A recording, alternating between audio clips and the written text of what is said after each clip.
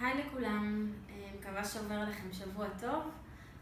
והיום בסיפורים מהקליניקה אני רוצה לספר על מקרה שעברתי עם מטופל בקליניקה בעצם, ותוך כדי תהליך עלה הנושא הזה שאני רוצה לדבר עליו היום, והנושא הזה זה הימנעות.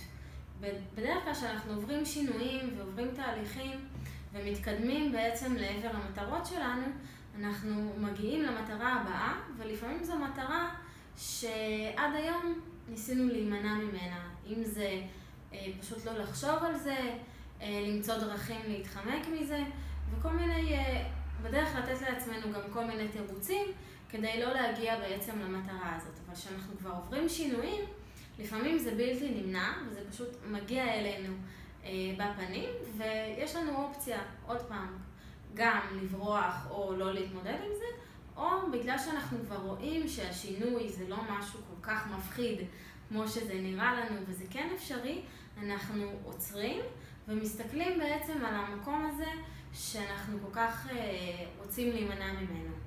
ומה זה בעצם ההימנעות? ההימנעות היא מקום שאנחנו יכולים להגיד רגע, לעצור ולהגיד למה בעצם אני נמנע, מה במקום הזה כל כך מפחיד אותי, ומה בעצם כואב שם ברמה כזאת שאני דוחק את זה לפינה ולא רוצה להסתכל על זה.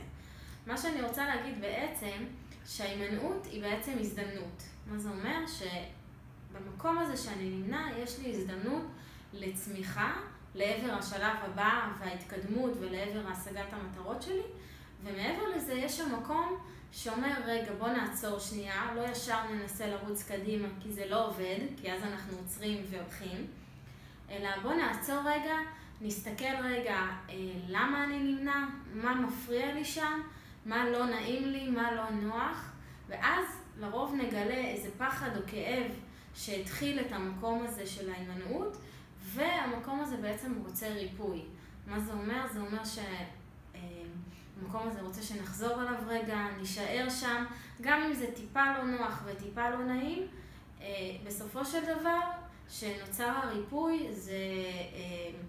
זה ממש גורם לקפיצת מדרגה, זה גורם לזה שבעצם הדבר הזה שניסינו להימנע ממנה, כבר לא כל כך מפריע לנו, אנחנו כבר לא מרגישים אי נוחות ואי נעימות לגבי הנושא הזה, וזה פשוט גורם לנו להמשיך באופן ישיר לעבר המטרה הבאה שלנו ולעבר ההתקדמות הבאה. אז פעם הבאה שאתם מרגישים שיש משהו שאתם נמנעים ממנו, וזה חוזר על עצמו, זה לא פעם אחת, וזה מפריע לכם בעצם להגיע ולהשיג את המטרות שלכם, אז זו הזדמנות לעצור, להסתכל רגע, ולהבין בעצם למה המקום הזה כואב ומה מפריע לי, ולעבור שם בעצם תהליך של ריפוי.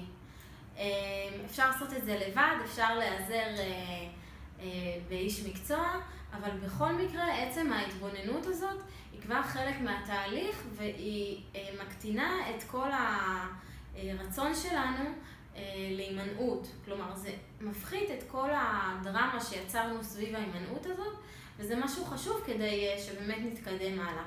אז אני מקווה שהטיפ הזה עזר לכם, ואתם מוזמנים כמובן לשתף, ונתראה בסרטון הבא. ביי!